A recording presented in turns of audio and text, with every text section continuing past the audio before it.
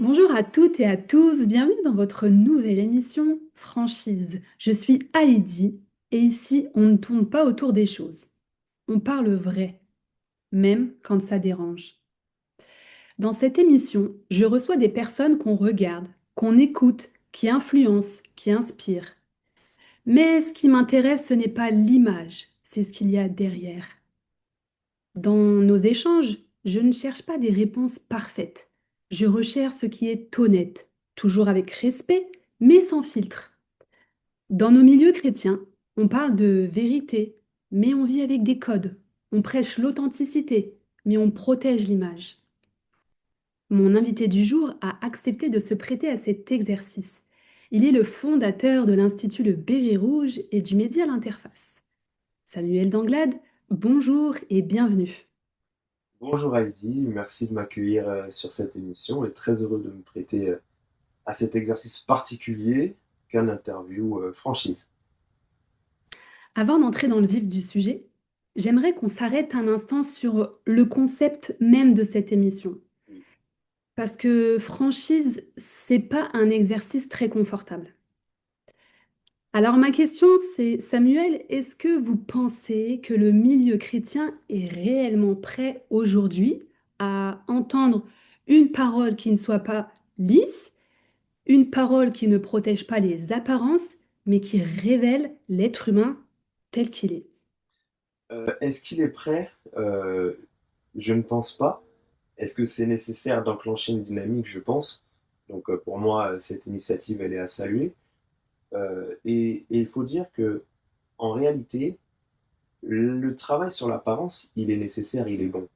Il n'y a pas que le cœur qui compte, il y a aussi la forme, la diplomatie, qu'on pourrait résumer par des principes de sagesse. Mais c'est vrai que lorsqu'ils prennent une place exacerbée, eh ben, la sagesse se transforme finalement dans une forme d'hypocrisie ou de politique qui, elle, au final, est en train de s'éloigner petit à petit des principes d'intégrité que nous devons avoir. Donc, le travail et la prudence sur la forme est nécessaire, mais l'excès en tout nu, comme le dit la parole, et en tout cas, cet exercice, je pense que c'est le bienvenu et qui peut apporter quelque chose de très bien. Et dans la continuité, Samuel, qu'est-ce qui vous a donné envie à vous de venir sur franchise? Pas le choix, pas le choix. En tant que fondateur du média, c'était nécessaire pour moi, je pense, de pouvoir donner le ton en montrant que je me prête moi-même à cet exercice dans lequel ensuite vous aurez la possibilité d'inviter encore beaucoup d'autres personnes et montrer que voilà, je me mouille dans cet exercice et que d'autres puissent ensuite le faire en suivant cet exemple. Ça sera quelque chose de très appréciable, mais je pense que c'est quelque chose de nécessaire et de pouvoir comprendre en profondeur non seulement ce que pensent, mais j'ai même envie de dire ce que sont les personnes que nous suivons dans des postures notamment médiatiques, Tout à parce fait. qu'effectivement, derrière l'image, il y a des humains et des humains pour lesquels il est très nécessaire de comprendre la profondeur et l'exhaustivité à minima un caractère plutôt global de la pensée. C'est très Mhm, tout à fait. Samuel, on va enlever tout de suite les étiquettes, on va enlever le média, on va enlever l'institut, le youtubeur, le pastorat. J'aimerais savoir qui êtes-vous lorsqu'il n'y a plus rien à représenter. Alors, lorsqu'il n'y a plus rien à représenter, bien que c'est une forme de représentation quand même, mais je dirais que je suis le mari de ma femme, le fils de mes parents et l'ami de ceux qui me considèrent comme tel. Voilà, simplement. Et puis, un citoyen, je ne me considère pas, c'est peut-être intéressant de le dire, uniquement comme un chrétien. Voilà. Pour moi, c'est l'élément principal de mon identité, mais je suis aussi un citoyen. Et pour moi, lorsque je me considère ou lorsque je me présente aussi comme un citoyen qui a gardé une forme d'insouciance, de naïveté peut-être même sur le monde dans son regard, avec l'impression que on peut toujours chercher à vivre et à courir vers un idéal, Mhm, également un citoyen et un enfant qui a gardé une forme d'insouciance, qui cherche à comprendre le monde avec une grande curiosité et une volonté de comprendre pourquoi les choses sont telles qu'elles sont, euh, pour quelles raisons cachées et pour quelles raisons visibles. Voilà, c'est un peu comme ça que je me définis.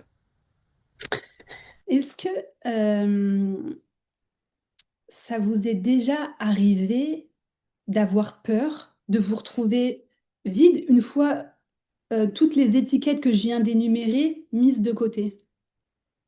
Oui, oui, ça m'est déjà arrivé et j'ai envie de dire ça m'arrive encore aujourd'hui. Je crois que lorsqu'on est rempli d'ambition et de projets, euh, ça peut parfois aussi être une manière de cacher une espèce de vide existentiel en réalité. Et je crois que parfois, lorsqu'on est seul ou lorsque je suis seul, je peux à un moment donné être face à la réalité de la solitude de la vie, de la personne humaine dans sa singularité. Mmh. Et il m'est déjà arrivé aussi de pouvoir, à travers les activités, chercher justement à faire face à ce trouble que peut générer la solitude. Mmh. Et on le sait, hein, dans chaque parcours, il y a un moment charnière, un moment où quelque chose en nous bascule. Quel a été, dans votre vie, ce moment qui vous a peut-être, poussé à penser autrement ou alors tout simplement à vous repositionner? Le moment bascule qui m'a poussé à me repositionner, je le définirais comme une période très difficile par laquelle je suis passé il y a quelques années, euh, de l'ordre de la psychologie, en tout cas tout ce qui concerne l'âme. Je me suis retrouvé dans une situation dans laquelle je n'avais pas de raison spirituellement de ne pas être épanoui, pourtant je ne l'étais pas. Et Mmh. en creusant encore et encore, je me suis rendu compte que pendant des années, j'étais en train d'essayer de prendre une forme, alors de prendre une partie de la forme que la société voulait que je prenne, que l'environnement, la famille, le monde religieux notamment aussi voulait que je prenne, et c'était pas moi. Et Mmh. lorsqu'on essaye de vivre la vie d'un autre, en réalité, on ne peut pas vivre le bonheur. Et c'est cette situation qui a déclenché en moi un nouveau positionnement. Mmh mh. J'ai eu conscience du fait que il y avait souvent un décalage dans ma manière de concevoir le monde et les relations humaines par rapport à une majorité. Et c'est quelque chose que j'avais certes accepté, mais que je considérais comme étant soit mauvais ou en tout cas dérangeant. Et ce déclic pour moi est venu lorsque j'ai décidé de le considérer plus comme une particularité, une singularité, que j'assume fièrement pourvu qu'elle ne vient pas en opposition avec les valeurs de l'évangile et la mission, la vocation, en tout cas le projet qui est le mien dans la société. Et intérieurement, qu'est-ce qui s'est joué en vous quand, il y a eu ce repositionnement qui s'est fait? Alors, intérieurement,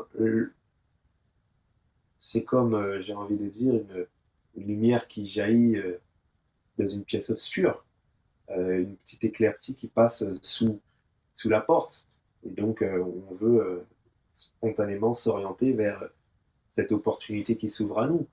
Donc, pour moi, intérieurement, je l'ai très bien vécu. La question peut se poser peut-être plus d'un point de vue social. Mmh mh. Si je réponds à la question que je pose moi-même, je dirais que il s'agit ici, par contre, là, d'un décalage profond avec des personnes qui pouvaient soit ne plus me reconnaître ou me considérer comme dans un processus de radicalisation qui, pour Mmh. moi, était un processus d'épanouissement, mais qui, dans la société, pouvait être considéré comme un processus de marginalisation. Donc, intérieurement, formidable, aucun problème. Extérieurement, un peu plus complexe à aborder. Vous parlez, dans l'une de vos vidéos, d'une forme d'hypersensibilité, mais la réalité, c'est que l'hypersensibilité, peut être à double tranchant. Ça nous éclaire nous, mais ça peut aussi nous isoler. Alors dans un premier temps, comment est-ce que vous, définiriez votre sensibilité? Et est-ce qu'elle vous, permet de voir différemment, de comprendre, les choses, différemment et certaines peut-être subtilités? Cette sensibilité je la définis simplement comme une forme d'ouverture à plus de stimuli émotionnels, sensoriels, intellectuels, mais également une possibilité de vivre les choses de manière plus intense. Mhm. Maintenant, je veux déjà aussi définir cette hypersensibilité comme une caractéristique qui, encore une fois, comme je l'ai dit tout à l'heure, parce que le but n'est pas de plonger dans le soi et de l'accepter tel qu'il est, puisque on est censé tous, en tant qu'humains, être aussi dans une démarche de progression. Donc, si on a des axes à améliorer, il faut les améliorer, mais il faut bien définir ce qui est mauvais, ce qui est mal. Et lorsque je vois notamment un des personnages, moi, qui m'inspire beaucoup, en la personne de Jésus-Christ, eh ben, je vois une personne qui était très sensible. Et lorsqu'on dresse le profil psychologique de ce personnage historique, incontournable, on peut se poser la question si lui aussi n'était pas hypersensible. Je ferme la parenthèse. Alors, ça se caractérise par, comme je l'ai dit, notamment, pas que, mais notamment des émotions beaucoup plus intenses, euh, une incapacité à faire abstraction d'un certain nombre de choses qui nous ont marqués et qui demeurent profondément ancrées dans les pensées, dans les souvenirs, la mémoire et les émotions. Alors, pour répondre courtement à la question, je dirais que cette hypersensibilité, elle est aussi un poids. Elle est aussi un poids parce que c'est comme un fardeau lourd qu'on porte, mais qui nous permet de vivre les choses, j'ai envie de dire, autrement. C'est comme une palette de couleurs un peu plus étoffée avec Mhm. de nuances et de variétés possibles. Et est-ce qu'elle vous a rendu cette sensibilité ou est-ce qu'elle vous a peut-être obligé à vous endurcir? Et est-ce qu'elle vous a aussi du coup isolé, puisque quelque part on se protège des gens pour pas forcément ressentir les choses puissance 1000? Alors, je dirais pas exactement ça, puisque lorsque je parle de vivre les choses de manière plus intense, c'est à la fois dans le besoin d'isolement, de distance, d'éloignement, mais aussi dans l'attachement au final. Donc, c'est pas forcément quelque chose qui isole uniquement. Par exemple, j'ai été beaucoup de fois confronté à des situations dans laquelle ma tête me demandait de prendre des distances, mais mon cœur ne pouvait pas s'empêcher d'aimer, de pardonner, de supporter même des choses qui peut-être ne devraient plus encore l'être. Donc, c'est pas Mhm. toujours quelque chose qui se manifeste par un éloignement. C'est, par exemple, je donne un exemple très simple, le fait que je n'ai pas pu, à titre personnel, ne pas travailler pour l'humain dans le social ou l'éducation, par exemple. C'est pas le parcours de formation que j'avais suivi, c'est pas les expériences professionnelles qui étaient les miennes au début de ma carrière, mais Mhm. euh, je me sentais toujours obligé d'être, entre guillemets, hein, l'homme du peuple, proche des gens, au contact avec l'humain, quand bien même ça n'allait pas forcément dans mon intérêt, notamment par exemple pécunier.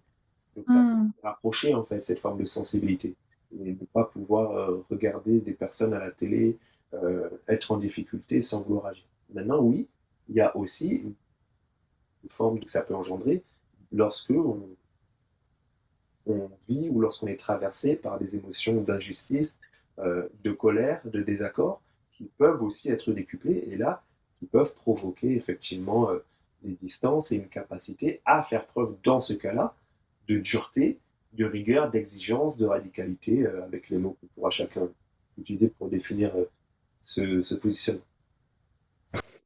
Et est-ce que ça vous est déjà arrivé de regretter d'avoir cette sensibilité ou au contraire, en fait, de la considérer comme une force? Euh,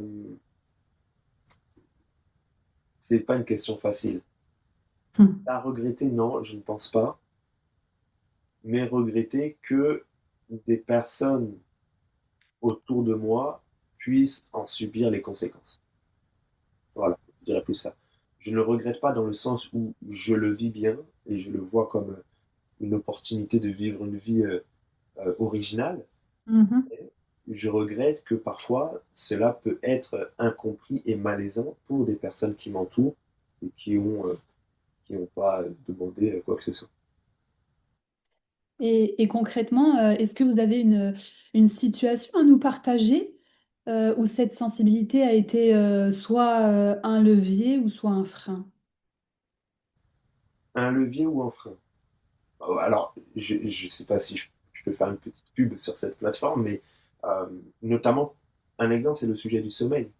Euh, il a été pour moi très difficile de pouvoir comprendre pourquoi une grande période de ma vie, et aujourd'hui on en voit les handicaps, je n'ai pas réussi à avoir un rythme de sommeil régulier. Mhm. Parce que je n'avais pas compris que le surplus de stimuli que je pouvais vivre dans une journée Mhm. m'empêchait ensuite de trouver le sommeil. Et ça, c'est quelque chose qui peut ensuite avoir des conséquences dans une vie professionnelle, dans une vie scolaire et dans une vie de famille. Ça, c'est par Mhm. exemple un élément sur lequel il faut être extrêmement vigilant. Je sais que quand je dis ça, il y a beaucoup de gens aussi qui peuvent se sentir concernés. Après, il y a beaucoup d'autres raisons qui font qu'on ne peut pas trouver le sommeil. Lorsque je dis une pub, c'est parce que je suis en train de préparer un contenu là-dessus. Mais ça, c'est un exemple concret de situation dans laquelle ça peut être quelque chose de, entre guillemets, pénible. Mhm. J'ai pris le temps de regarder plusieurs de vos contenus sur votre chaîne YouTube Okay, merci, ça fait des vues en plus. et des likes Merci. ou pas. Ce qui en ressort, c'est que vous ne laissez pas indifférent. Certaines personnes se retrouvent dans votre manière de penser, dans votre franchise, et d'autres, à l'inverse, vous trouvent assez radical. Alors, est-ce que vous avez conscience de cette perception que les autres ont sur vous? J'en ai conscience, je le comprends, et je vais même dire j'en joue aussi.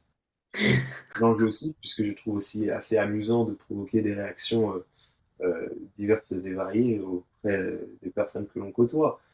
Euh, et si je veux être à la fois taquin, mais en réalité très honnête et franc, puisque c'est le cas de cette émission, je dirais que je ne pense pas que on a vu encore 20% de ce que je suis. Je pense être dans un processus qui m'emmènera avec le temps à être encore plus euh, tranché et radical que ça.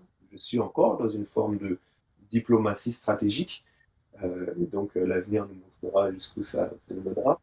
Peut-être que tout à l'heure on parlera notamment du média, mais pour l'instant le rôle que je dois jouer dans un certain nombre de plateformes m'oblige de représenter une forme de neutralité et c'est nécessaire aussi. Donc pour l'instant c'est le cas, mais j'envisage d'ici quelques mois, années, de pouvoir être encore plus affranchi de un certain nombre de considérations liées au regard des autres. Je crois que le monde a besoin aussi d'hommes et de femmes radicales, encore une fois, pourvu que pour celles et ceux qui s'aiment 22 fois, cela ne s'oppose pas, bien évidemment, aux valeurs qui sont les nôtres dans les textes sacrés. Et je me plais d'avoir une communauté, notamment sur les réseaux sociaux, euh, qui s'exprime. J'aime faire face aux messages d'accord et j'aime faire face aux messages de désaccord. Parce que ça permet de se construire, ça permet de créer un Mhm. débat, et pour moi, le débat, il est sain. Donc j'apprécie même des fois volontairement présenter les choses d'une certaine manière, dans le but de pousser à la réflexion, de pousser à l'indignation, mais en tout cas d'aider les gens à prendre position, puisque si on ne prend pas position, le monde n'avance plus finalement. Face à ce que les gens peuvent penser de vous, comment est-ce que vous vous positionnez par rapport à face à ça?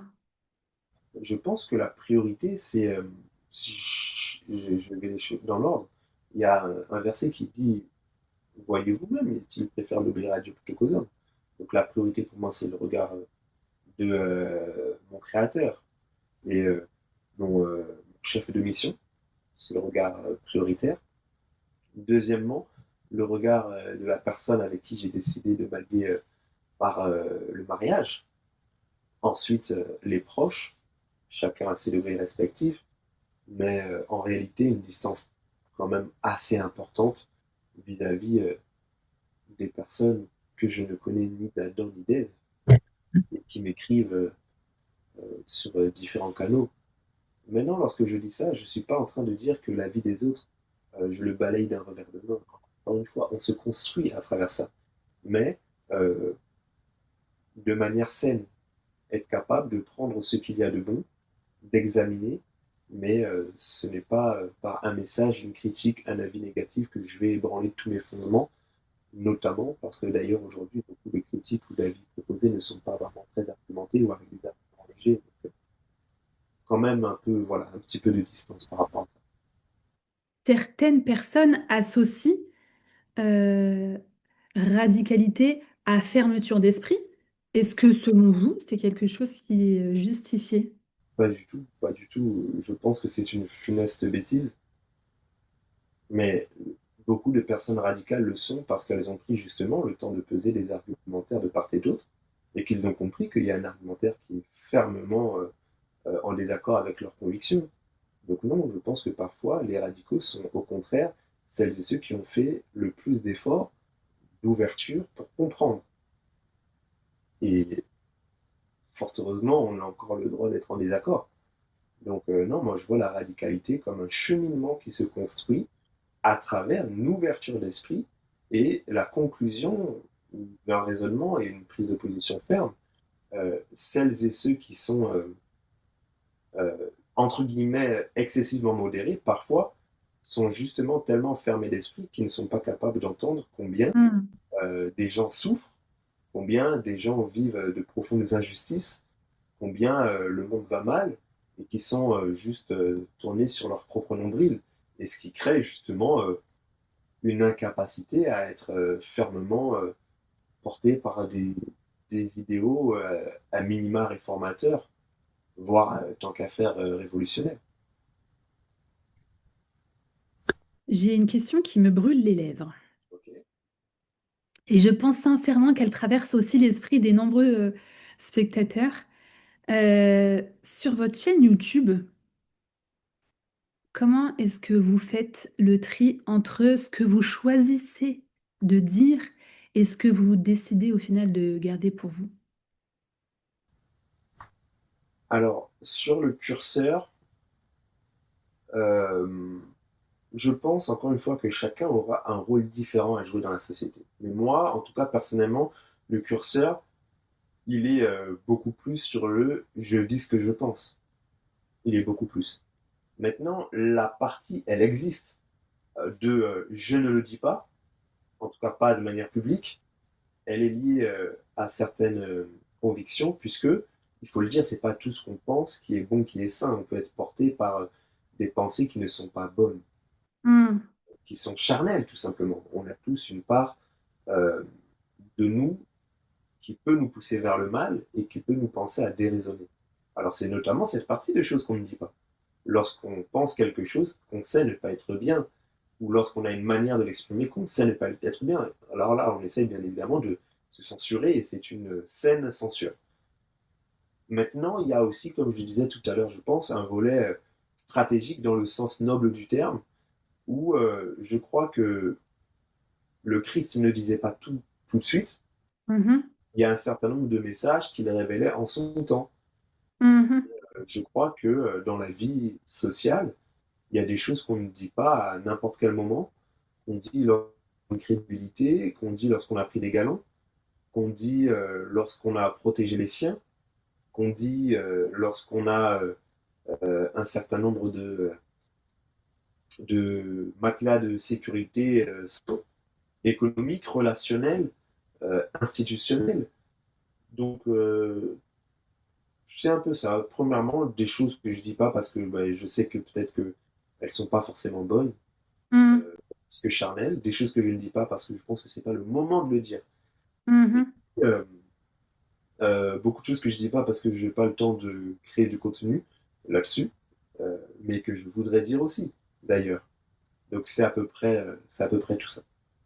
Donc, si je résume, c'est un mélange, pardon, de sagesse et de prudence et non du prix que certaines vérités pourraient vous coûter.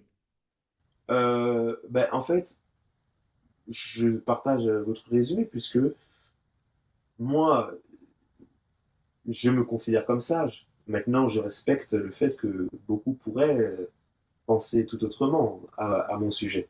Par contre, non, il n'y a pas une question du prix de la vérité pour écouter, puisque je fais partie de celles et ceux qui peuvent mourir pour ses convictions. Alors, je le On y dis, reviendra après. on reviendra dessus après, je le dis dans la simplicité d'une pièce bien éclairée avec une caméra. Le risque n'est pas si grand que ça. Est-ce que si demain j'ai une lame sur le cou et qu'on me demande de renier le Christ, est-ce que je le ferai? J'espère que je ne le ferai jamais. Hmm. Voilà, c'est des belles paroles que je dis. L'avenir le montrera. Mais Hmm. aujourd'hui, je dis que je n'ai pas peur du prix à payer de la vérité, puisque ce que je pourrais perdre avec l'expression de ce que je considère comme vérité, je le gagnerai au plus tard au ciel, j'y crois, et au mieux, je le gagnerai sur la terre. C'est important de dire que, encore une fois, euh, parfois certains ont la fermeture d'esprit. Ah, c'est très important, merci de me donner l'opportunité de le dire. Parfois certains ont la fermeture d'esprit de croire qu'ils sont la seule école de vérité. Hein. Et ils pensent que parce qu'on s'oppose, on quitte cette école-là, on quitte le monde social. Hmm. Non, mais pas du tout. Je me suis fermé à beaucoup de personnes, beaucoup de cercles de pensée, beaucoup de milieux avec certains discours. Ces mêmes discours m'ont ouvert à d'autres milieux, à d'autres personnes et à d'autres cercles. Parfois, dont la compagnie peut même être plus agréable. Donc, non, je pense que moi, je suis né en France. C'est un pays que j'aime énormément, qui a beaucoup d'axes d'amélioration, mais un beau pays et je suis porté par l'histoire de ce pays avec un certain nombre d'attachements sur les thématiques de liberté et de liberté d'expression dont je me fais un plaisir de jouir au quotidien. J'aimerais aller plus loin sur cette réflexion. Euh, Jusque où êtes-vous prêt à aller pour rester aligné, même si cela vous coûte votre image, vos relations, vos projets? Et à l'inverse, quelle est la ligne que vous ne franchirez jamais? Il y a un dicton qui dit il faut jamais dire jamais.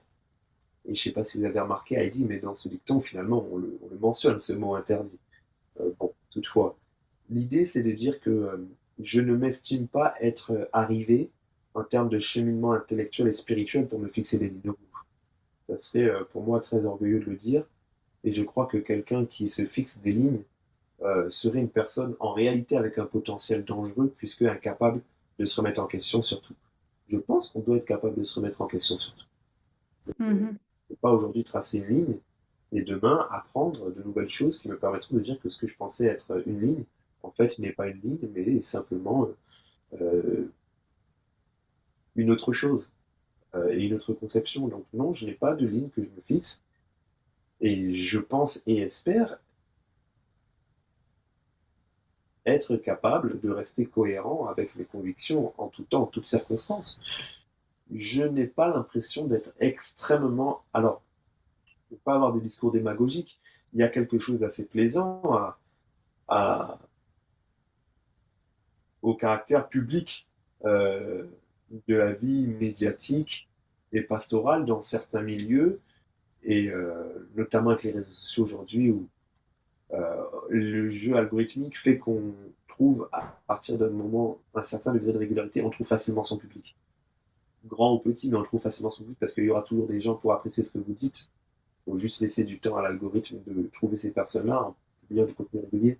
Donc il peut y avoir quelque chose de plaisant à avoir des gens qui nous apprécient, mais je n'ai pas l'impression d'être extrêmement attaché à ça et de le considérer comme une proie arrachée ou quelque chose, une chasse gardée, une réussite à protéger. Non, d'ailleurs, dans ma vie, j'ai beaucoup changé d'environnement professionnel. Quand je dis beaucoup, ça veut dire vraiment beaucoup, parce que je suis quelqu'un qui peut m'attacher, mais qui peut me détacher très vite des choses aussi.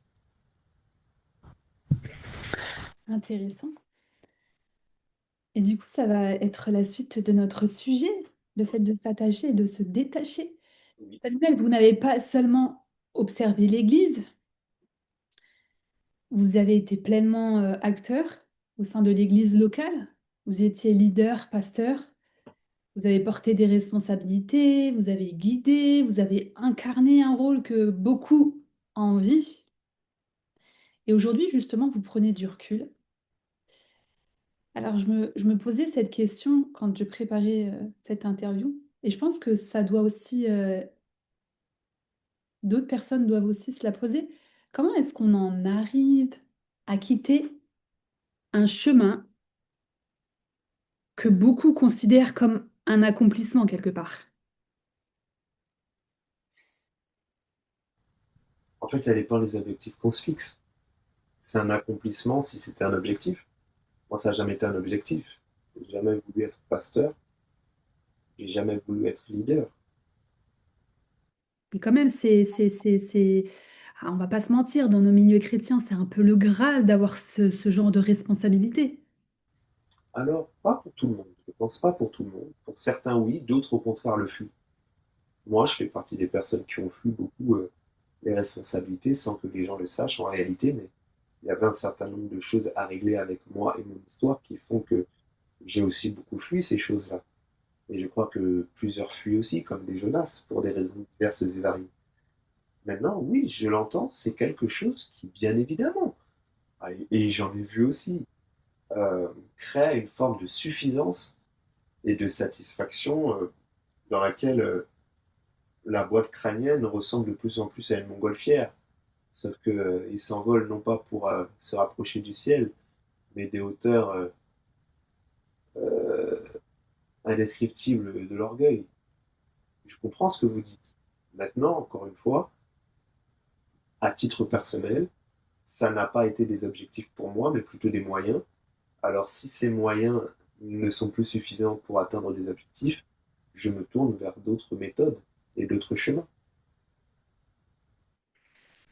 Ça ne doit quand même pas être simple de renoncer à ce statut, Oui. appelons ça comme ça, parce que c'est ce qui est vraiment. Est-ce que à un moment donné, il y a eu une désillusion pour en arriver là? Euh, oui. Lorsque je parle ainsi, je ne sais pas si c'est l'impression que je donne, mais je suis en train d'expliquer pourquoi la décision est prise. Cela ne veut pas dire que la décision soit si facile à prendre que ça et qu'elle soit si agréable à prendre. Je suis juste en train de dire que elle l'est prise. Effectivement, ce n'est pas si facile. Effectivement, c'est une conséquence aussi d'une forme de désillusion, de désenchantement, euh, dans laquelle, voilà, après l'insouciance de la jeunesse, je suis jeune, je pense, après l'insouciance de la jeunesse, eh ben, on regarde la réalité en face et on se rend compte que ce qu'on avait toujours cru n'est pas ce qu'il en est réellement, de ce qu'on avait espéré voir venir ne vient pas, et que en réalité, voyez-vous,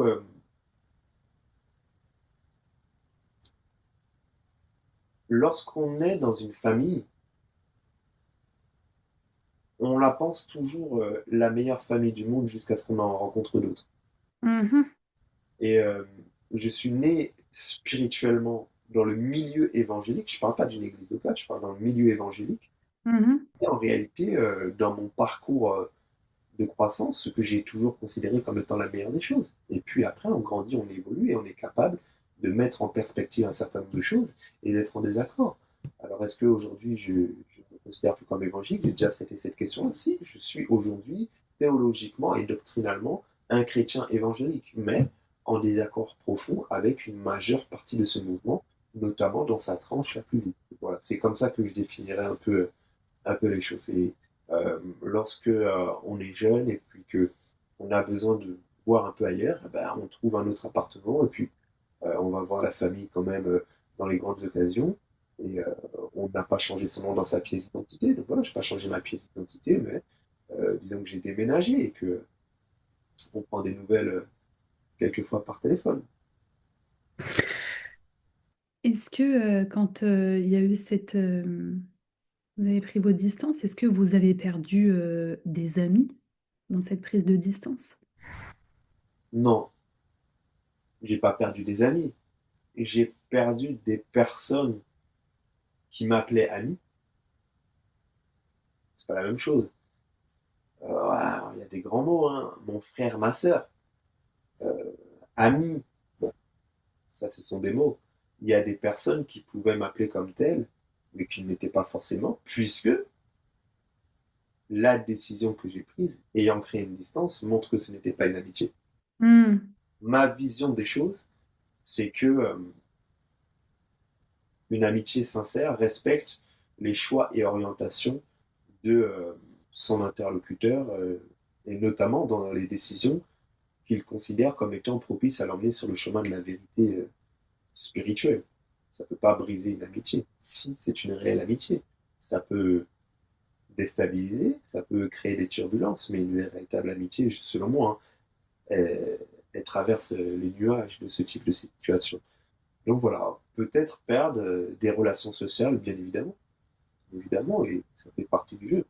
Il y a un dicton qui dit que seule la lutte libère et que l'esclave qui n'est pas capable, je paraphrase, hein, de pouvoir lutter pour sa liberté n'est pas digne qu'on s'apitoie sur son sort. Donc à un moment donné, moi je ne suis pas du tout à plaindre, j'ai pris une décision qui est la mienne avec les conséquences qui étaient connues et qui se sont témoignées vraies. Donc pour moi, c'est pas un sujet. C'est pas un sujet. Il y a des décisions qu'on doit prendre. Moi, j'ai vu dans mon parcours religieux en responsabilité pastorale des personnes être en opposition avec leurs parents, se faire chasser de chez eux, pardon, à cause de leur foi religieuse dans des familles musulmanes. Et ces personnes-là ont fait preuve d'un grand courage que de refuser de renier la foi en Christ, mais ils ont accepté d'être chassés de chez eux sans savoir où ils Hmm. allaient. Donc moi maintenant, commencer à être déstabilisé parce que j'aurais perdu quelques amitiés de personnes qui me voient qu'une fois la semaine et qui me disent bonjour, merci, au revoir. Ou...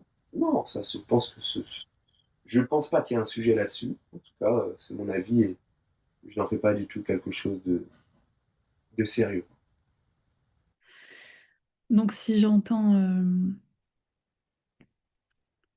ce que vous dites, vous avez plutôt gagné en prenant cette distance. Alors, je ne l'avais pas vu ainsi, mais finalement, puisque vous le dites, oui, je pense que c'est aussi gagner plus de clarté dans ses relations et plus de clarté dans sa vie sociale. Effectivement, c'est aussi une forme de gain et on peut y voir beaucoup de choses positives, bien évidemment, et notamment le fait d'être en paix avec ses convictions et ses idéaux. Oui. Comment est-ce que vous définiriez votre foi aujourd'hui, suite à cette prise de distance?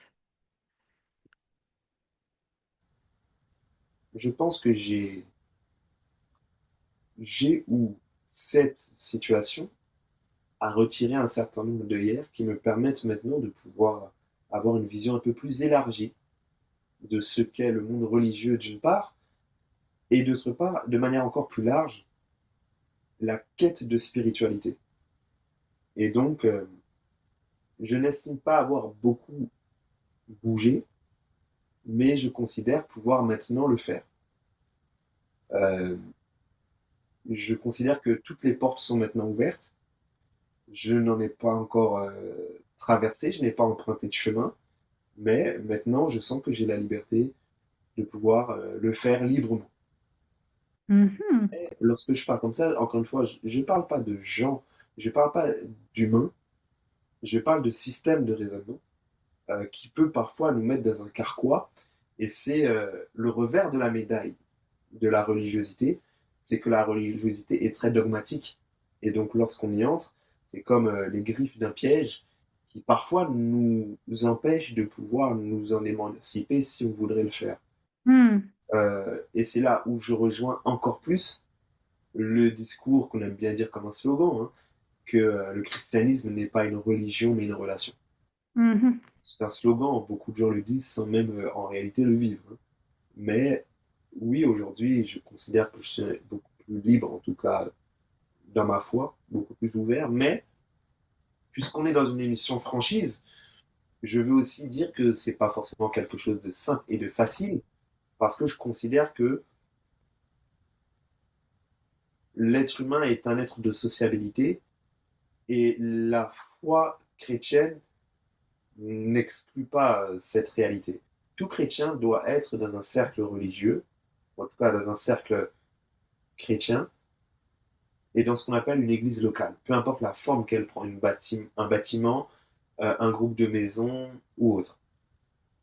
Et prendre du recul sur une forme de communautarisme ou de sociabilité chrétienne ou d'église locale, c'est pas facile.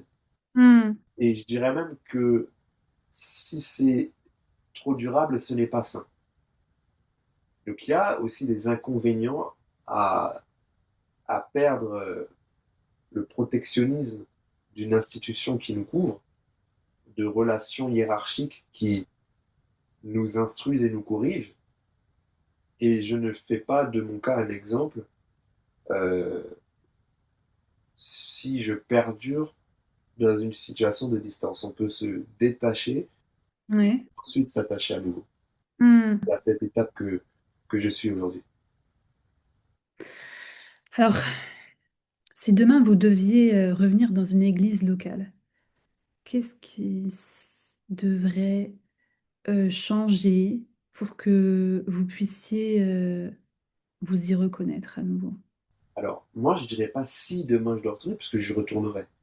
Encore une fois, je pense que c'est une nécessité et c'est même quelque chose que je désire. Maintenant, c'est vrai que puisqu'il y a un certain nombre d'enjeux que je vais peut-être pas citer ici, derrière cette décision, je me donne le droit de la prendre avec beaucoup de mesures et de précision, sans précipitation en fait.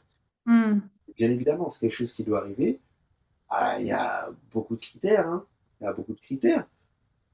Et d'ailleurs, je tiens à le dire, je me suis beaucoup posé la question de savoir est-ce qu'il était euh, déséquilibré que d'avoir beaucoup d'exigences sur le choix d'une église locale. Hmm. Et en réfléchissant beaucoup, je me suis dit qu'il ne faut pas être mal à l'aise d'avoir beaucoup d'exigences. Et si à un moment donné, on estime que 99% des endroits qu'on visite ne sont pas des endroits dans lesquels on se projette, eh ben, il ne faut pas être mal à l'aise avec ça. Je crois qu'on doit être très exigeant parce qu'il y a un enjeu immense derrière le choix de l'endroit dans lequel on va régulièrement écouter des personnes qui nous disent avoir la vérité. Il y a un enjeu immense. Donc, ces critères-là, comment? Pardon. Je voulais rebondir sur ce que vous disiez, mais je vous laisse finir votre phrase. Non, ben, je disais que voilà, c'est important. Ben, pour répondre courtement sur les critères, bon, quelques-uns, moi, qui me sont chers par rapport à mon parcours de vie, euh, je dirais une église tournée vers les autres, avec des actions sociales réelles et concrètes. Pas forcément à dimension nationale ou internationale, mais au moins à l'échelle locale, une transparence financière, un leadership transparent et Hmm. qui inclut une forme de démocratie participative dans certains sujets Mhm. et euh, une on va dire une gestion des thématiques d'enseignement collégiale et en perpétuelle remise en question. Puis, avec une forte exigence dans le cadre d'application pour qu'il y ait une cohérence dans les enseignements qui soient apportés pour une croissance homogène du peuple. Voilà, Hmm. à peu près ce qui est important pour moi. Et peut-être un dernier point, puisqu'il est vraiment très important aussi, une église qui pousse les sympathisants à être des bons citoyens impliqués dans la société. Hmm. Non pas qu'impliqués que dans leur croissance spirituelle, parce que je crois que l'évangile nous tourne vers Dieu, il nous tourne vers les autres, mais aussi du coup à travers la nation et les différentes institutions euh, qui constituent un pays bien vivant. Tout à l'heure, vous disiez que si 99% des églises locales ne nous conviennent pas, il faut rester avec ces exigences. Mais est-ce que vous ne pensez pas qu'il est aussi important de savoir se remettre en question et de se dire, ben, est-ce que j'ai pas des attendus qui sont inatteignables? Un objectif inatteignable aujourd'hui n'est pas forcément un mauvais objectif. C'est d'abord ça que je veux dire. Euh, si aujourd'hui je suis sans domicile fixe, Hmm. sans situation administrative en tant qu'immigré et que j'ai l'objectif d'avoir une maison, c'est inatteignable. Ça ne veut pas dire que l'objectif est mauvais. Ça veut juste dire qu'il y a encore beaucoup de boulot, beaucoup de patience, un peu de chance, beaucoup d'ailleurs, et beaucoup de prières qui doivent être mises en place pour atteindre l'objectif. Mais ça, c'est ma première réponse. En revanche, une fois de plus, pour être honnête, bien évidemment qu'il y a une remise en question, et c'est ça qui n'est pas facile. Mhm. Facile, euh, c'est d'être à la fois porté par des convictions claires, mais, mais être également conscient que l'on peut se tromper. C'est pas facile parce que ça crée une forme de schizophrénie euh, qui peut-être finalement est nécessaire pour rester les deux pieds sur terre et équilibré. Sinon, on a vite fait de devenir un gourou finalement. Oui, oui, oui, oui. Est-ce que dans le monde chrétien, certaines convictions peuvent un peu nous servir de refuge, voire d'évitement face au courage d'une remise en question? Bien sûr, bien sûr. Ah, mais clairement, et là, on pourrait en parler des heures. Euh, Notamment le fait de tout remettre sur Dieu et sa volonté parfaite. Hmm. Toute chose concourt au bien de ceux qui aiment Dieu. Et puis, tout ce qui m'arrivera de mal, Dieu l'a voulu ainsi. Il sait Hmm. pourquoi. C'est une épreuve qu'il envoie pour forger mon caractère. C'est parce qu'il me prépare quelque chose d'autre pour la suite. Non, non, il y a des échecs. C'est pas Dieu qui te prépare autre chose. C'est t'as échoué. Vous voyez, donc bien évidemment, et là encore une fois, voilà, la liste elle est très longue. Et souvent, dans ces convictions euh, qui nous servent de refuge, c'est des convictions où en fait on rejette vers Dieu euh, des résultats insuffisants dans certains domaines de nos vies. Hmm. Ouais. Est-ce qu'il y a des choses qui vous révoltent dans le monde chrétien actuel? Et à l'inverse, malgré tout, est-ce qu'il y a des choses qui continuent à nourrir votre espérance? Euh, Beaucoup. Après, maintenant, le milieu chrétien, c'est très large. C'est extraordinairement large. Et la proportion dont on parlait aujourd'hui, en parlant notamment du contexte évangélique, c'est mineur, Hmm. ce qu'est le christianisme. Hmm. Maintenant, si je reste quand même à l'échelle un peu plus large, parce que je pense que c'est aussi à cette échelle qu'on doit raisonner parfois, bien évidemment que beaucoup de choses aujourd'hui sont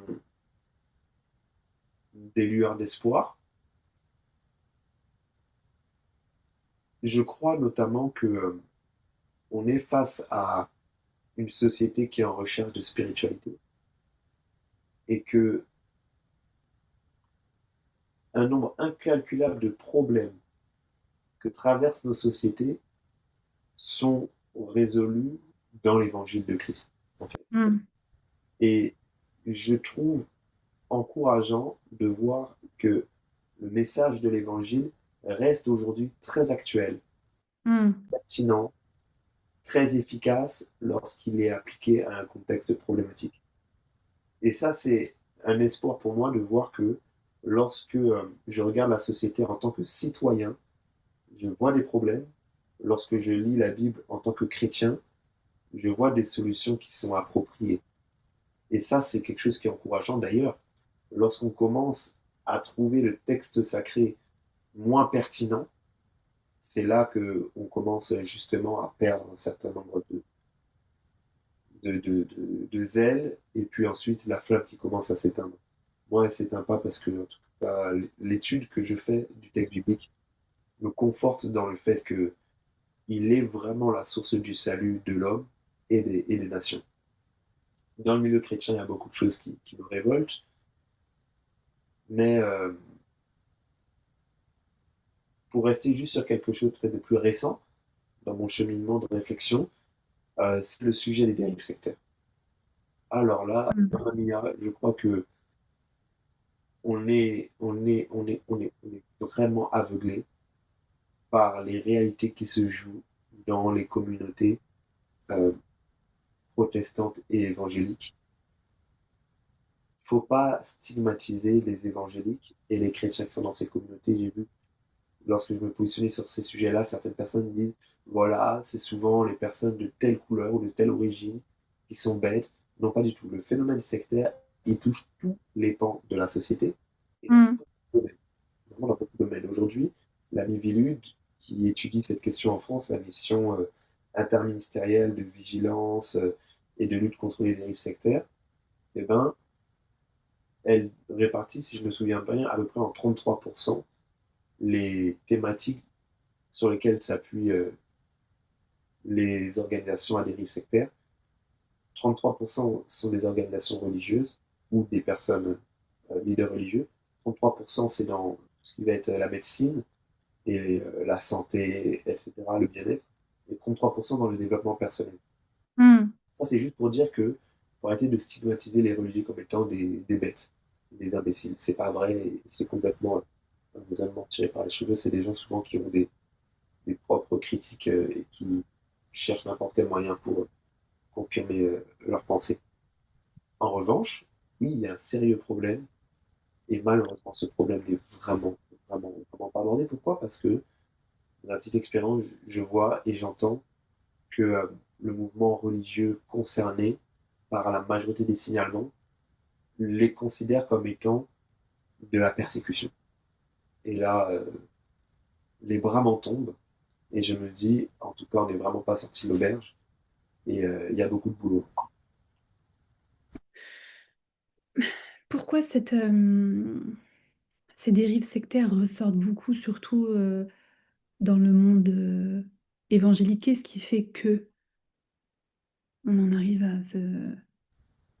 Mais de manière, je crois que les gens, en fait, les gens ont besoin d'espoir.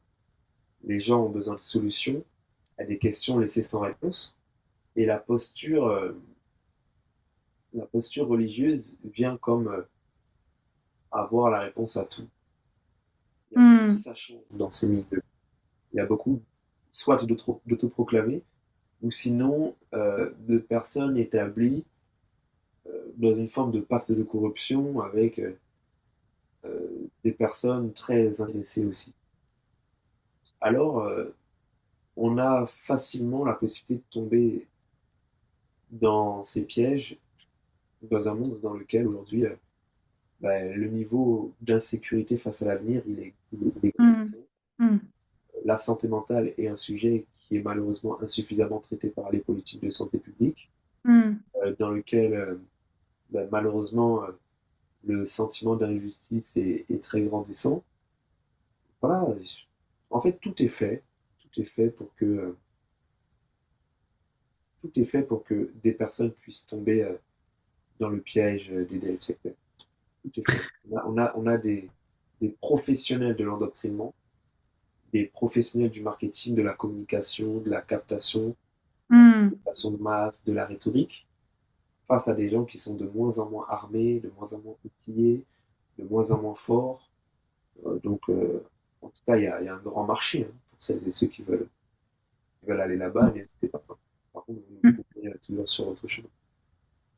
Donc là, si je comprends bien vos propos, euh, les dérives sectaires viendraient de ces leaders et non des personnes qui fréquentent ces lieux. En fait, c'est délicat ce sujet, hein, c'est le sujet, le fameux débat sur une femme aurait été victime de choses qu'on ne peut pas nommer ici parce qu'elle aurait été mal habillée. On ne peut pas dire ça. Une victime est une victime. Alors, il y a une réflexion philosophique qui peut se poser la question. Il y a des études sociologiques qui peuvent se poser la question de savoir est-ce que des victimes peuvent présenter un certain nombre de traits caractéristiques de faiblesse qui les auraient ouverts à des prédateurs. Hmm. Aujourd'hui, lorsqu'on étudie les phénomènes psychosociaux, on voit par exemple qu'il y a certains profils psychologiques qui sont plus facilement victimes des pervers narcissiques. Donc oui, on pourra toujours indexer la, la fragilité des victimes, mais pour moi, l'enjeu n'est pas d'abord là. Lorsqu'il y a Mm. un problème, il est d'abord, moi, je vais d'abord euh, procéder à un jugement vis-à-vis des personnes accusées, qu'ils aient le droit de se défendre, mais qu'on ait le droit aussi de remettre en cause certaines choses. Et après, que les tribunaux judiciaires fassent leur travail euh, dans des délais qui sont bien longs. Aujourd'hui, moi d'ailleurs, je ne pense pas mal non plus que le tribunal médiatique puisse aussi se prononcer. Parce qu'il y a énormément de dérives avec les procès médiatiques faits sur les réseaux sociaux. Il faut être vigilant. Et on Mm. n'encourage pas tout et n'importe quoi. On n'encourage pas le harcèlement, on n'encourage pas les mensonges ou la propagation de discours non vérifiés. Par contre, il y a des gens qui ont été sauvés grâce aux réseaux sociaux.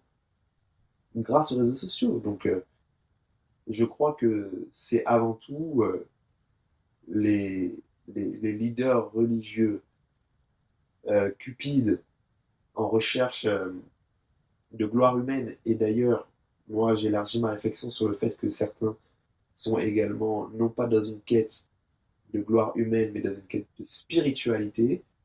Lorsque je parle de ça, je parle clairement, je pense qu'il y a des sorciers, des loups dans la bergerie et des personnes qui sont littéralement dans des pratiques occultes et spirituellement destructrices, qui se mélangent à des personnes qui sont simplement charnelles, Mm. manipulatoires. Mais c'est d'abord auprès de eux que doit se porter la réflexion plutôt qu'auprès des victimes. Et pourquoi pas les deux d'ailleurs en même temps. Mm. D'un sujet très intéressant et je pense qu'on pourrait en parler encore longtemps, mais il nous faut avancer. Dans une de vos vidéos, vous parlez d'un sujet que j'ai trouvé vraiment très fort. Vous dites que vous avez dû prendre soin de votre âme et que souvent les serviteurs sont vus comme des gens presque parfaits. Vous dites aussi quelque chose de très vrai. Quand les gens arrivent à se reconnaître dans leur leader, ça crée une connexion et quelque chose de plus humain. Je me trompe pas quand je relate vos propos. C'est bien ça. Mais du coup, pourquoi on entend si peu parler de ça aujourd'hui, de ce qui se passe à l'intérieur, des luttes, des fragilités? Euh, peut-être deux éléments de réponse. C'est un avis, je ne dis pas avoir raison forcément, hein, mais je crois qu'il y a plusieurs choses. Déjà, premièrement, certaines personnes préféreraient peut-être préserver leur image que de permettre aux autres d'avancer réellement.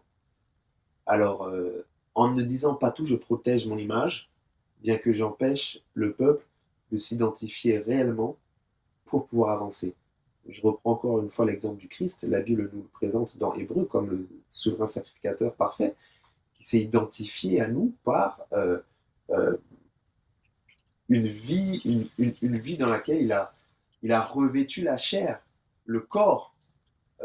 Et ça, c'est quelque chose qui lui permet de compatir dans nos faiblesses, de comprendre ce par quoi nous passons et de nous secourir efficacement. Je crois que c'est important que les gens puissent s'identifier à nous et nous de nous identifier à eux, Hmm. un avis qui est personnel. Maintenant, il y a aussi le fait que je crois aussi que parfois, il y a certains leaders qui fonctionnent avec des stratégies dépassées, hein, parce que aujourd'hui, le leadership, le management et la politique dans le sens noble du terme, ce sont des sciences. Et dans ces sciences-là, eh ben, on a déjà théorisé et compris combien aujourd'hui le leadership, c'est un leadership qui doit être très humain. On est à l'ère de l'intelligence artificielle, on est à l'ère de la génération Z, on est à l'ère de la désinformation. Bien évidemment que les gens ne croient plus aux institutions, ne croient Hmm. plus aux postures, et que les gens sont beaucoup plus attachés lorsqu'ils semblent trouver une authenticité. Mais certains peut-être n'ont pas cette connaissance de l'évolution de la société qui devrait inclure aussi une évolution de leur méthode de gestion de leur image. Hmm. Moi, il s'agit de ça. Je ne pense pas qu'il s'agit de, de sagesse biblique là-dedans.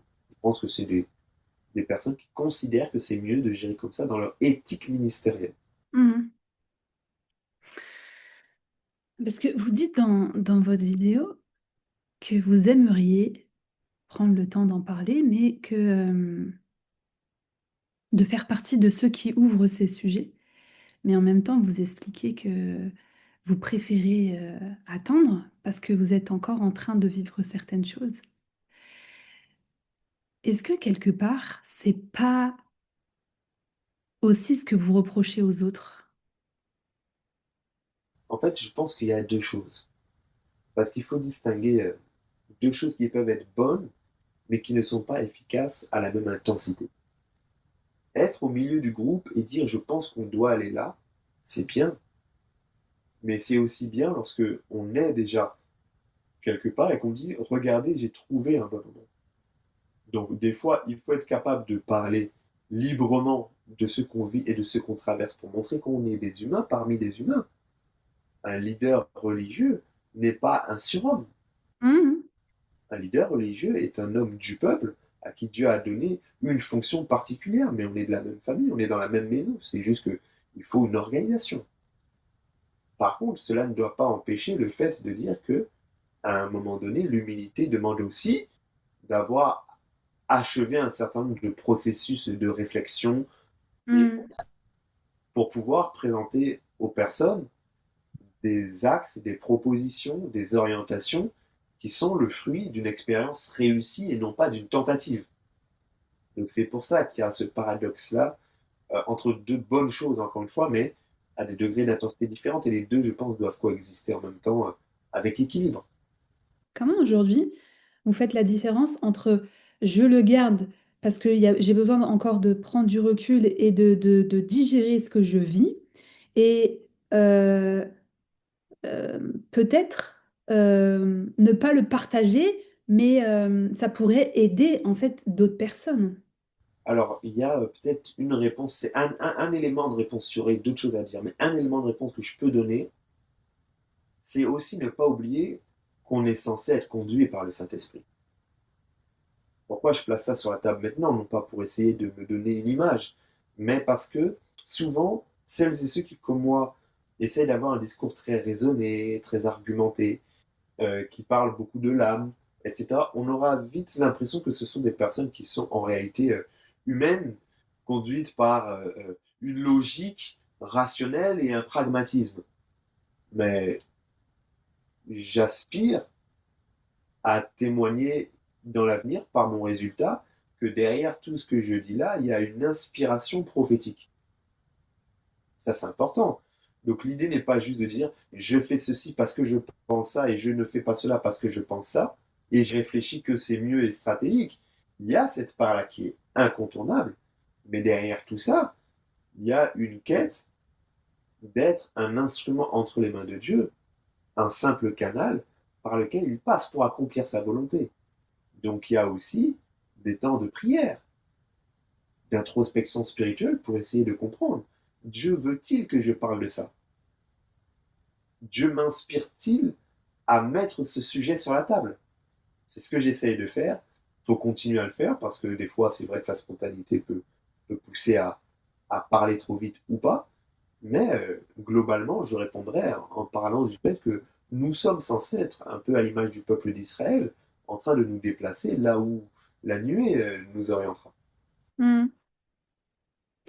Mais ma question est peut-être redondante, mais est-ce que parler pendant le processus, quand c'est pas encore totalement réglé, ce n'est pas justement là que les gens ils peuvent le plus s'identifier?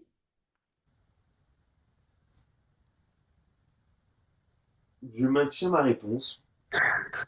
Oui, c'est là que les gens peuvent plus s'identifier. Non, ça ne peut pas fonctionner que sur la base de discours pendant le processus. Hmm. Et s'équilibrer par des discours également. Lorsque je suis au sommet de la montagne et que je dis ah ben c'est à gauche et puis à droite et puis ensuite c'est la prochaine et puis tu reprends à droite. Je pense que c'est l'équilibre des deux peut-être. Qu'est-ce que ça changerait selon vous si il y avait plus de leaders qui osaient parler de ce qu'ils vivent vraiment, mais et pas seulement de ce qu'ils ont déjà surmonté. Ça pourrait créer des gros problèmes parce que là, on se dirait, est-ce que le Saint-Esprit agit encore? Parce qu'il y a beaucoup de leaders qui passent par des situations très difficiles parce que, en réalité, leader, oui, mais pas encore affermi en Christ, hein. Donc ça, c'est aussi un sujet. Il y a des personnes qui sont propulsées en situation de leadership à cause de beaucoup de phénomènes, notamment l'émergence des réseaux sociaux, notamment une course à la surenchère, euh, avec qui va établir le plus d'églises, qui va former le plus de ministères. Et on va mettre des gens qui sont pas encore prêts, qui sont pas encore formés. Donc l'idée n'est pas non plus de dire qu'il faut que tout le monde parle de tout ce qui traverse, parce que certains sont encore dans des problématiques liées à l'enfance spirituelle. Maintenant, je pense qu'on a à gagner à ce qu'il y ait plus de personnes qui aient un discours plus libre et plus transparent, mais ça doit pas se faire sans mesure non plus. Il faut un cadre. Et c'est là où on revient dans la question de la religiosité. C'est vrai que la figure religieuse de celui qui est arrivé, qui est parfait, qui sait, elle est aussi une forme de protection de l'espoir chrétien et de la capacité de l'évangile à être une réalité pour moi. Parce que je vois que quelqu'un est là-bas. Hmm. Et c'est un exemple, c'est un modèle. Que c'est important, l'apôtre Paul disait, soyez les imitateurs comme je le suis moi-même de Christ. Mais qui peut aussi être un exemple par un certain nombre d'acquis. Il faut aussi qu'on puisse garder et préserver ça. C'est un équilibre, encore une fois, à trouver. Il faut peut-être plus de discours libres et transparents, mais il ne faut pas que non plus ça devienne du n'importe quoi. Maintenant, il faut aussi que les personnes soient formées pour que ils puissent avoir à la fois un niveau de compétence, mais un niveau aussi de caractère qui fait Hmm. que leur réelle vie transparente soit à un niveau d'exigence quand même un minimum élevé. Ok, changeons de sujet. Aujourd'hui, nous vivons dans un monde, Samuel, qui est saturé de contenu, d'opinions, de médias. Et pourtant, vous avez fait le choix d'en créer un. Premièrement, pourquoi? Et deuxièmement, qu'est-ce qui vous pousse à prendre la parole, à créer votre petite place dans un espace médiatique qui est déjà très chargé? Créer une petite place qui, on l'espère, sera de plus en plus grande, jusqu'à devenir non pas à monopole, mais en tout cas à minima une référence. C'est l'ambition qui est la nôtre. Pourquoi l'avoir créé? Parce qu'on estime qu'il y avait encore un besoin. Si le besoin n'est pas encore complètement résolu, il faut continuer à proposer et à être dans l'initiative. Donc aujourd'hui, il y a beaucoup de médias. Déjà, on va mettre de côté tout ce qu'on appelle médias qui ne sont en réalité que des œuvres de propagande, en réalité. Si on Hmm. reste sur ce qui est, entre guillemets, honnête, sincère, intègre, on a différentes thématiques. On a de l'actualité, on a également de l'opinion, on a également des médias, entre guillemets, d'édification chrétienne. Hmm. Maintenant, nous, on a voulu se positionner au carrefour de ces trois considérations parce qu'on a l'impression qu'on aurait à gagner à les lier un peu. Et c'est pour ça que nous disons que notre mission est de créer un pont entre la société civile, le monde académique et la sphère religieuse, à mi-chemin entre toutes ces considérations pour créer des espaces de discussion, de réflexion, de débat, pour que chacun ensuite puisse élever son discernement et soit être renforcé dans ses convictions, soit embrasser de nouvelles. C'est un peu ça l'ambition du projet qu'on porte avec l'association Institut Le Béret Rouge et notamment donc son média, l'interface. Samuel, j'ai un défi pour vous. Oula. Bon, je suis un homme de défi, mais ça me fait quand même un peu peur là. En une phrase, qu'est-ce que l'interface apporte que les autres médias ne proposent pas ou n'oseront jamais proposer? En une phrase, qu'est-ce que le média, l'interface, apporte que les autres médias n'apportent pas ou n'oseront jamais apporter? Je dirais de la transparence. Voilà, un mot. C'est encore. Euh, L'indépendance, c'est difficile à atteindre. Alors, est-ce que vous pouvez euh, m'expliquer comment l'interface existe actuellement, qui soutient le projet, qui finance, etc. L'indépendance, impossible à atteindre, je pense qu'il faut déjà au moins s'en donner les moyens, parce que c'est pas tout le monde qui s'en donne les moyens. Et d'ailleurs, j'ai envie de dire, toute œuvre, tout projet n'a pas vocation à être indépendant. Ça dépend de l'objectif et de la mission. Maintenant, puisque nous, notre mission, c'est d'être une espèce de plateforme d'équilibre, de jonction d'avis, de considération, d'opinion, et donc une interface, alors pour nous, il est très important donc d'être indépendant. Cette indépendance, on se fixe plusieurs objectifs pour l'atteindre, et notamment le fait qu'on a fait le choix de démarrer sans étiquette, sans label, sans institution, sans un financeur, sans église de rattachement. C'était notre manière de rechercher au moins une indépendance et une liberté de discours.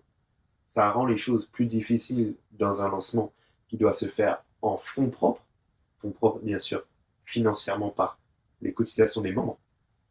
D'ailleurs, j'en profite pour que celles et ceux qui veulent participer à faire avancer un projet comme celui-ci se sentent à l'aise de faire un don ponctuel Mhm. et notamment via le site internet www.leberetrouge.fr. On mettra le lien en description. Voilà. Donc c'est un objectif qu'on se fixe. Et puis, quand je dis en fonds propres, c'est aussi donc le matériel, c'est la réflexion éditoriale qui démarre de zéro, la constitution d'une équipe qui démarre aussi de zéro. Donc voilà, ce sont toutes ces choses-là, mais ça ne rend l'aventure que plus belle et ça ne permettra que de glorifier Dieu d'une manière encore un peu plus forte une fois un certain nombre d'objectifs atteints. Aujourd'hui, le véritable danger dans le journalisme, selon vous, Samuel, est-ce la manipulation ou l'illusion d'objectivité? Le plus grand danger, est-ce la manipulation ou l'illusion d'objectivité? Mais je dirais déjà que la manipulation, c'est pas un danger. Moi, je trouve ça criminel, hein. Moi, je trouve ça criminel de manipuler autrui. Alors, l'illusion d'objectivité, là, par contre, on est face à un vrai danger. Un danger pour l'auditeur qui pense que ce qu'on lui présente est un étalage de faits objectifs, Hmm. mais qui, en réalité, ne l'est pas. Et ça, c'est très important. C'est un danger. Je me permets d'embrayer là-dessus, puisque c'est quelque chose sur lequel nous, on essaie d'être intransigeant, de bien séparer entre l'exposé des faits, qui doivent essayer de rassembler un maximum de personnes, car objectif et une base de travail à partir de laquelle on peut débattre. Sinon, on débat sur quoi si on n'est pas d'accord au moins sur les faits? Maintenant, d'autre part, l'interprétation des faits, l'analyse des faits, la conclusion, la lecture, qui, elle, se fait à partir de grilles qui sont très personnelles. Alors nous, on essaie de faire la différence entre les deux, et je parlais tout à l'heure d'une forme de radicalité progressive dans laquelle je vais rentrer. Pour l'instant, je suis radicalement dans une recherche de neutralité ou d'objectivité. Je suis dans cette phase de lancement du média dans le rôle injuste et difficile de l'animation de quelques émissions qui me demandent d'être neutre et de masquer mes convictions, être plus dans la distribution de la parole pour les chroniqueurs et de ne pas orienter les débats à travers des avis personnels. Maintenant, j'ambitionne pouvoir plus tard basculer de l'autre côté de la table, chroniqueur, où là, je pourrais être libre d'apporter mon avis, mon interprétation des faits, etc., etc. Et ça, c'est une manière d'être exigeant justement pour ne pas tomber dans l'illusion d'objectivité. C'est en répartissant très bien les rôles. Très important. Et un autre exemple dans lequel nous, on essaie d'appliquer ça, je suis fondateur du média L'Interface et président de l'association qui le porte, mais je ne suis pas le chef éditorial du média. Hmm. Il y a une autre personne qui est chef éditorial du média et je lui rends des comptes. Lorsqu'il y a des sujets à traiter, Hmm. j'ai moi-même demandé à ce que cette personne vérifie les sujets, Hmm. valide ou y mette des nuances, voire même des vétos, pour ne Hmm. pas tomber dans le piège de commencer à être moi-même celui qui oriente le média selon mes convictions personnelles. Donc, Mm. il y a beaucoup de mécanismes comme ça qui sont nécessaires pour tenter au moins d'être objectif. Comme on le dira toujours, la neutralité parfaite n'existe pas, mais au moins Mm. l'objectif d'être honnête et transparent, il est nécessaire. Est-ce que l'interface s'autorise le droit à l'erreur? Ah, ben là, la question doit être posée justement au fondateur du média, parce que l'interface en tant que média euh, est composée de personnes qui sont en train d'apprendre et qui sont en toute logique liées à la qualité de leur expérience de vie, conscients que l'apprentissage inclut des erreurs logiques et tout à fait normales. Est-ce que le fondateur, lui, accepte ça ou est-ce qu'il n'est pas dans un espèce de perfectionnisme nocif? La question, elle doit être posée peut-être plus aux camarades qui travaillent. Alors, qui garantit l'intégrité de l'interface? L'équipe, l'équipe, et c'est un travail collectif, c'est une association dans laquelle chacun a la parole, et un média dans lequel chacun a la parole, dans lequel certaines décisions sont démocratiques. Il y a des personnes qui ont commencé à prendre un certain nombre de responsabilités, euh, qui ont des droits de regard, des droits de veto, et c'est notamment en instaurant une forme de, je ne sais pas si je peux dire de démocratie, mais en tout cas de collégialité dans la réflexion et le brainstorming, qu'on peut avoir une garantie un peu plus fiable sur l'intégrité du média.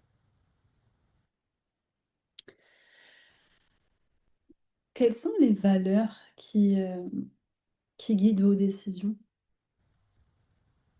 Alors là, euh, on pourrait soit en dire 1 milliard, ou soit tenter de résumer. Résumons.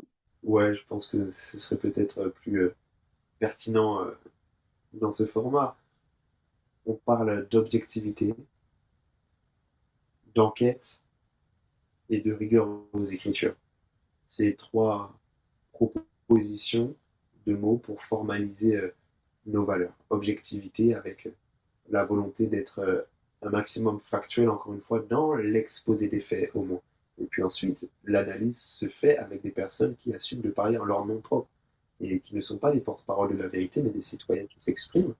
C'est important de le préciser. Et puis, je parlais de l'enquête parce qu'on veut être un média qui va au bout des choses, qui creuse, qui investigue, qui réfléchit, qui recherche, qui examine, qui va plus loin que, notamment à travers cette émission franchise, par exemple, qui va plus loin que les postures, les enjeux d'appareil, que euh, les apparences, c'est très important.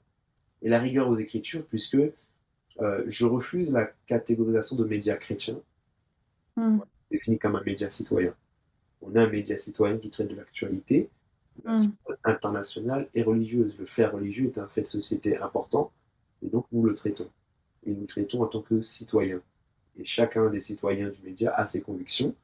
Il se trouve que nous sommes réunis entre personnes qui ont des convictions religieuses basées sur l'idéologie chrétienne, Mm. mais pas sur d'ailleurs une harmonie ou une homogénéité de pensée sur tous les sujets de cette même doctrine. Donc voilà, conformité aux Écritures, parce qu'on estime encore une fois que dans le cadre biblique, on a des principes qui ont même fondé des constitutions à cause de la précision, de leur sagesse, de leur équilibre et de leur vertu sociale. Donc on pense que c'est une bonne base pour nous de travail, pour observer le monde, Mm. mais aussi, à combien de forte raison, pour questionner le monde chrétien, bah, de s'appuyer sur le texte fondateur. Et les trois lignes rouges absolues que vous vous êtes fixées, que vous ne franchirez jamais. Bon, ça revient à ce que je disais tout à l'heure. Des lignes rouges qu'on franchira jamais, c'est assez difficile à définir parce qu'on est en apprentissage et on se donne le droit d'évoluer vers le mieux. Euh, Maintenant, s'il y a peut-être des interdits en l'état actuel des choses, euh, on s'est fixé l'interdiction de ne pas argumenter, par exemple. On ne peut pas balancer des opinions comme ça.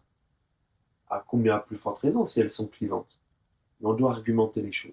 On ne peut Mm, pas balancer des choses et à combien plus forte raison les présenter comme vérité si on n'est pas mm, capable d'appuyer ce qu'on dit. Ça, c'est malhonnête. Et effectivement, c'est manipulateur parce qu'à partir de là, à un moment donné, on ne se rend pas compte qu'on dérive dans quelque chose où, en fait, on dit ce qu'on veut aux gens. Et c'est pas le sens de ce média-là. Une ligne rouge qu'on s'est fixée, franchement, moi, j'en vois pas d'autres. Je sais que certains, peut-être, en ont pour eux, mais pour moi, j'en vois pas d'autres. Qu'est-ce qu'espérez-vous réellement transmettre à travers l'interface que les gens ne trouveront pas ailleurs? Alors, il y a plusieurs des choses qu'on fait que certains font. On n'est pas en compétition, donc on va pas dire qu'on va mieux le faire. On va dire qu'on va le faire aussi. On a plusieurs qui sont on a des personnes qui font bien du débat public. C'est cool. On a des personnes qui font bien du traitement de l'actualité. C'est cool. Nous aussi, on va le faire. C'est juste que nous, on va rassembler plusieurs de choses qui existent de manière isolée dans un même média. Par contre, Mm, des choses qu'on va faire que j'ai très peu trouvées dans les médias portés par des personnes ayant des convictions religieuses, c'est une critique sincère mm, du milieu dont ils viennent. Ça, j'ai pas vu.